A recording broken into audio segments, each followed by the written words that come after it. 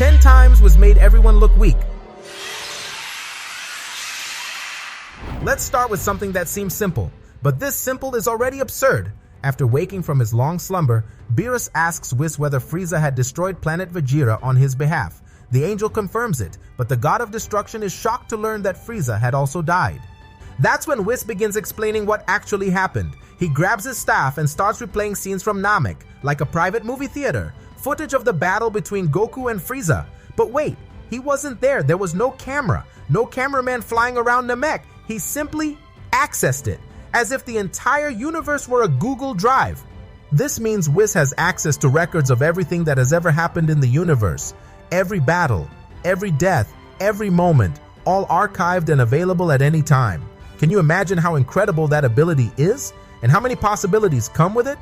For example, Goku could ask the angel to show him what his home planet looked like, or Vegeta could ask to see his mother's face and what happened to her. How amazing is that, right? And the angel does it like it's just some random skill, playing a little clip while Beerus sips his coffee. Something that definitely surprised you in Battle of Gods was this, when Beerus shows up and takes out Super Saiyan 3 with a light tap, and later defeats Goku's God form. That already showed us how powerful he is. But the most impressive part was finding out that Beerus was Whis' student. And that's when the question hit. If this guy is that terrifying, imagine whoever trains him. The answer comes shortly after, when Beerus eats wasabi, goes completely berserk, and starts destroying planets left and right, until Whis steps in and stops him with a light pat on the back, just a tap. Check it out. It wasn't a charged punch, it wasn't a special attack, it was almost like swatting a mosquito off the God of Destruction's back. Think about how powerful that simple strike had to be, to knock out the guy who had just defeated Goku and all the Z fighters with absolute ease. After that scene, Whis definitely raised the bar for how broken a Dragon Ball character can be. In the early Saiyan saga, when the warriors first began traveling across the universe, with Bulma heading to Namek and then Goku following, travel time was still a lengthy journey compared to today. Vegeta and Nappa, for example, took a full year to reach Earth. Then you look at Dragon Ball Super, specifically at Whis, and the guy simply travels the entire universe, jumping from planet to planet at insane speeds, basically just flying. He just goes. Simple as that. He's basically Beerus' personal Uber. Carries the God of Destruction on his back like a backpack, while the two of them chat casually. Whis did this multiple times throughout the series, not just with Beerus, but with Goku, Vegeta, and he even transported the Z fighters inside a glass cube to the Tournament of Destruction arena. Honestly, the only way of traveling through the universe that tops Whis is Goku's instant transmission, which is truly instantaneous. When Whis trains Goku and Vegeta in Resurrection F, the seeds of Ultra Instinct begin to take shape. But it wasn't until the Tournament of Power with Goku that the technique truly became legendary. We discovered that this ability belongs to the gods, and that even for them it's incredibly difficult to master. Then Goku goes and taps into it, leaving everyone speechless. What was truly mind-blowing was finding out that Whis had always been using this ability. That's exactly why he dodged Goku and Vegeta so effortlessly, because it's his natural state. And the most brutal detail, unlike Goku, Whis has no drawbacks. He doesn't lose control, he feels no pain. Ultra Instinct for him is as natural as breathing is for you. The craziest part? Among all angels, Whis is second only to the Grand Minister in mastery of this ability. The Golden Frieza saga, despite its criticism, had its single greatest moment, and it was all thanks to Whis. Frieza, in his final act of revenge, blows up the Earth. It's over. Goku didn't make it in time. Vegeta was gone along with billions of lives. It's the kind of situation that, in any other series, there's no coming back from. Well, there wouldn't be if Whis hadn't been there. The angel simply hits Ctrl plus Z on the whole situation and rewinds time by 3 minutes. Just enough for Goku to finish off the villain. Think about how incredible that is. Whis undid the destruction of an entire planet and talked about it like he was just fixing a minor inconvenience. But in practice, billions of lives were restored, including Vegeta, and it was done by an angel who was probably already thinking about what dessert to order next.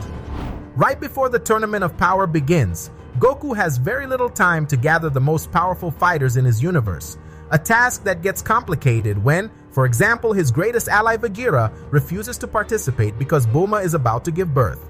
Then comes Whis, the fastest being in the universe, the master of a god of destruction.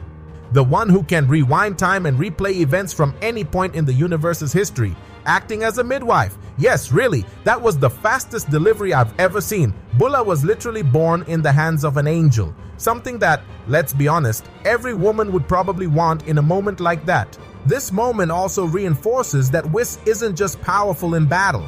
His level of control is so advanced that he can handle even the creation and manipulation of life in a remarkable way. The hardest thing is figuring out what he can't do, right?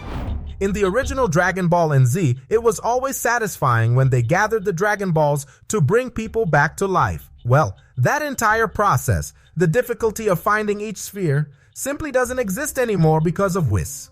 You know that one of Frieza's motivations for joining the Tournament of Power was to have his life restored, a promise made by Goku, but it ended up being Whis who made it happen on Beerus's orders. After all universes were saved, Whis simply points his staff at Frieza and instantly restores his life. No Dragon Balls, no ritual, no formal wish. He did it like it was completely trivial, putting Shenron in his pocket once and for all. A question I get asked a lot is, do you think Goku could ever surpass Whis someday? Honestly, I think it's unlikely, but there's a subtle piece of information in the manga, said by Whis himself, that most people missed. When the rules of the Tournament of Power were laid out, we learned that losing universes would be erased. However, the angels would not share the same fate. At the time, that wasn't entirely clear, but in the Moro arc, everything falls into place. When Meros decides to use his angel powers, Whis appears immediately to stop him. And then he reveals it. Angels who violate the laws are eliminated without a trace. Goku is shocked and asks, but aren't angels immortal? And Whis answers, that is the only way an angel can disappear. Meaning, no one can defeat Whis except himself. Look at the level of this character. Before I talk about this moment, I need to explain something.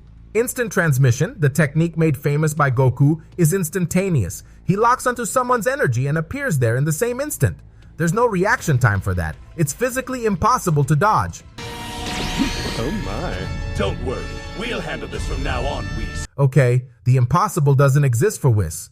Yes, he dodged instant transmission.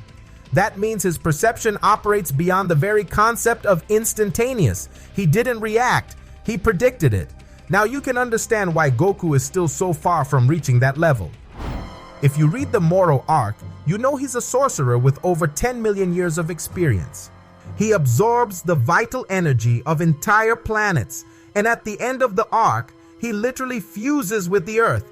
Goku, even with perfected Ultra Instinct, was struggling. The situation was desperate. Then, Whis approaches, Moro attacks, Whis raises one finger, Moro stops. It wasn't a battle. It wasn't an exchange of blows. There was no effort. It was just one finger.